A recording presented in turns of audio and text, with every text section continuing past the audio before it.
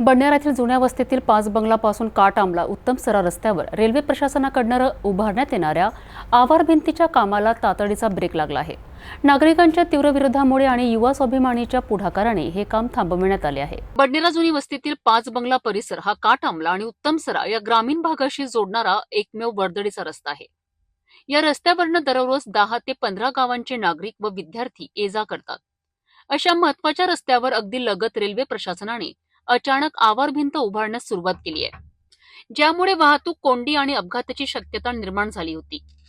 नागरिकांनी वेळेत आवाज उठवत रस्त्यांपासून किमान 2 मीटर जागा सोडून भिंत उभारण्याची मागणी केली आहे। या विषयाची गांभीर्याने दखल घेत युवा स्वाभिमानी पक्षाचे शहराध्यक्ष अजय जयस्वाल यांनी पुढाकार घेतलाय।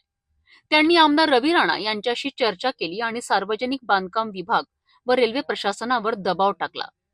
विशेष म्हणजे सिटी न्यूजने या प्रकरणाची बातमी सर्वप्रथम उघडकीस आणली होती आणि त्यावरच प्रशासनाने लक्ष देत काम तातडीने बंद केलं। सध्या हे काम थांबले असले तरी भविष्यात ही भिंत नेमकी कुठे आणि किती अंतरावर बांधली जाणार याकडे संपूर्ण परिसराचे लक्ष लागून आहे।